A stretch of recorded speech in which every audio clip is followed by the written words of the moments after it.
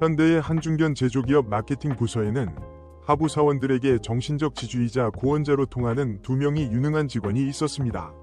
한 명은 현장 영업을 바닥부터 구르며 팀을 이끌어온 구부장이었습니다. 그는 위 수뇌부들이 말단 사원들의 기획안을 기각할 때마다 결제판을 들고 임원실로 쳐들어가 깽판을 치며 기어코 부서 예산과 야근 수당을 따내는 인물이었습니다. 구부장은 늘 인센티브가 나오면 막내 사원들 주머니부터 먼저 챙겨주었고, 위에서 깨지는 건 내가 할 테니 너희는 퇴근하라 며 팀원들을 끔찍이 아꼈습니다. 사원들에게 구부장은 이 팍팍한 직장 생활을 버티게 해주는 유일한 큰형님이었습니다. 다른 한 명은 기획과 회계를 담당하는 꼼꼼한 성격의 서과장이었습니다. 그는 겉으로는 까칠해 보였지만 구부장이 팀원들의 공로를 은밀히 가로채 갈 때마다 뒤에서 몰래 진짜 작성자가 누구인지 기록해두고 팀원들이 허위 야근이나 보고서 조작으로 독박을 쓰지 않도록 행정적인 방패가 되어주던 사람이었습니다. 서과장은 사원들이 회사의 소모품으로 버려지지 않도록 인사제도의 허점을 찾아내 부서 이동을 도와주는 진정한 멘토였습니다. 그러나 이 평화로워 보이는 부서 이면에서는 구부장과 서과장이 서로를 퇴사시키기 위해 아주 치졸하고 잔인한 진흙탕 싸움을 벌이고 있었습니다. 그리고 그 중심에는 매달 마케팅 대행업체들로부터 리베이트로 흘러 들어오는 현금 뒷돈과 법인카드 오남용 내역이 있었습니다. 사실 구부장이 그동안 협력업체들로부터 명절 떡값 명목으로 현금 뒷돈을 받아온 것은 진짜였습니다. 하지만 그가 그 짓을 저지른 데에는 지극히 현실적인 이유가 있었습니다. 짠돌이로 소문난 회사의 최 사장은 매년 역대급 실적을 내면서도 마케팅 부서의 야근 식대와 교통비를 전액 삭감했습니다. 구부장은 부하 직원들이 사비를 써가며 밤샘 근무를 하는 모습을 더는 볼 수 없었습니다. 그래서 그는 협력업체 사장들을 압박해 뒷돈을 뜯어냈고 그 현금을 탕비실 캐비닛 뒤에 숨겨두고 팀원들의 비공식 야근비와 회식비, 주말 출근 수당으로 쪼개어 챙겨주고 있었습니다. 구부장에게 뒷돈은 회사의 갑질에 맞서 부하들을 먹여 살리는 피 묻은 생존 자금이었습니다. 그는 서과장이 자신의 장부를 감사팀에 찌르려 한다는 눈치를 채고 팀원들을 지키기 위해 서과장을 먼저 매장해야 했습니다. 반면 서과장 역시 구부장의 법인카드 내역을 추적하며 내부 고발 장부를 만든 것이 진짜였습니다. 서과장에게는 잊지 못할 상처가 있었습니다. 3년 전 서과장의 입사 동기이자 친한 동생이었던 한 대리가 핵심 프로젝트를 기획했으나 구부장의 팀을 위한 일이라는 가스라이팅에 속아 공로를 빼앗겼습니다. 결국 실적 압박에 시달리던 한 대리는 공황장애를 얻어 불명예 퇴사를 당했습니다. 서과장은 구부장이 아무리 좋은 핑계를 대며 팀원들을 챙겨도 결국 자기 자리를 보존하기 위해 부하들의 고열을 빠는 위선적인 꼰대일 뿐이라고 확신했습니다. 서과장은 동기부하의 복수를 하고 자신이 차기 부장 자리에 오르기 위해 구부장의 횡령 장부를 완성해가고 있었던 것입니다. 하지만 이 두 사람의 머리 꼭대기 위에는 법의 테두리 안에서 직원을 합법적으로 쥐어짜는 진짜 포식자 최 사장이 있었습니다. 최 사장은 구부장처럼 구질구질하게 리베이트 몇백만 원을 뜯어내는 삼류가 아니었습니다. 최 사장은 매년 마케팅 원재료를 수입할 때 자신의 친인척이 운영하는 유령 중개업체를 중간에 끼워 넣어 대금을 일부러 부풀린 뒤 합법적인 배당금 형태로 매년 수십억 원의 비자금을 챙기고 있었습니다. 그뿐만이 아니었습니다. 최 사장은 구부장이 탕비실 뒤에 숨겨둔 비공식 야근비 봉투와 서과장이 복수를 위해 수집하던 법인카드 영수증 내역까지 이미 인사팀의 비밀사내 감사 시스템을 통해 전부 파악하고 있었습니다. 최 사장에게 두 사람의 다툼은 회사 예산을 아끼고 눈엣가시 같은 고연봉자들을 퇴직금 없이 자르기 위한 최고의 명분이었습니다.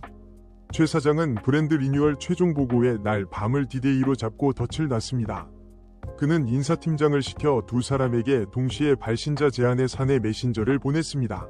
구부장에게는 서과장이 지금 내 횡령 장부를 들고 사장실로 가고 있으니 당장 지하 문서고로 가서 서과장의 백업 하드를 폐기하라고 협박했고, 서과장에게는 구부장이 내 유령 거래 증거를 확보해 대역죄인으로 만들려 하니 당장 문서고로 내려가라고 지시했습니다.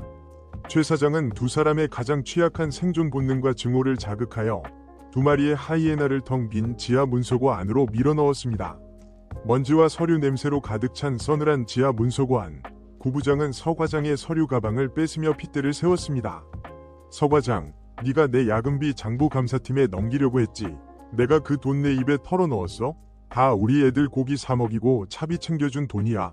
네가 그러고도 우리 팀원이야. 그러자 서 과장은 차가운 눈빛으로 구 부장의 손을 뿌리치며 스마트폰의 녹음 버튼을 눌렀습니다. 부장님, 그놈의 팀원 핑계 좀 그만 대세요. 3년 전에 그렇게 팀을 위한다면서 공로 빼앗아 퇴사시킨 한대리 기억은 하십니까?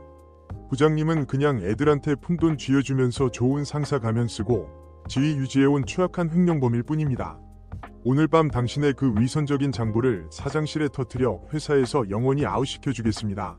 서 과장이 정의로운 고발자인 줄 알았으나 사실 서 과장 역시 구 부장을 몰아내고 자신이 부장 자리를 찰탈하기 위해 협력업체 사장들을 뒤로 협박해 구 부장에게 불리한 가짜 진술서까지 받아낸 또 다른 영악한 하이에나였습니다.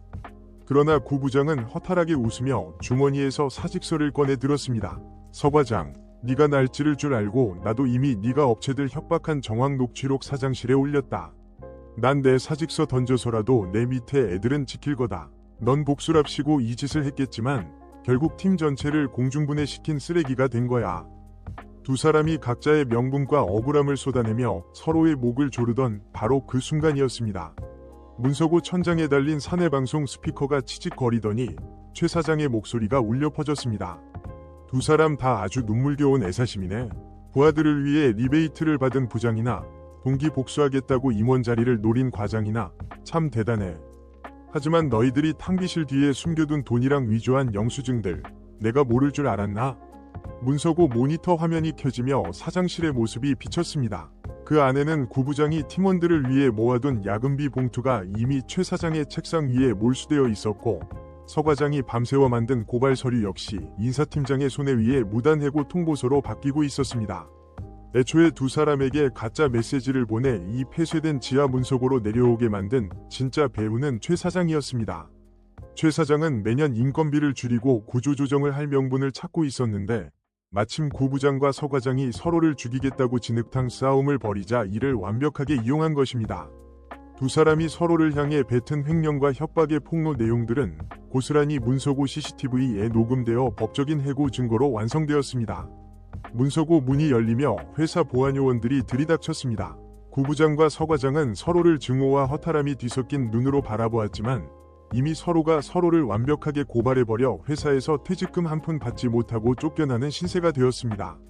구 부장이 지키려던 팀원들은 부서 연대 책임으로 몰려 대거 권고사직을 당했고 서 과장이 빼앗으려던 부장 자리는 최 사장의 라인인 낙하산 인사가 차지했습니다. 부하들을 지키기 위해 편법을 쓴 자나 사적인 원한과 자리를 위해 음모를 꾸민 자나 결국 서로에 대한 증오와 이기적인 욕망에 눈이 멀면 진짜 합법의 가면을 쓰고 시스템을 주무르는 자본가의 포식자 앞에서는 한낱 스스로 자멸해주는 소모품으로 전락할 뿐이라는 현실적이면서도 소름 돋는 직장 잔혹동화였습니다.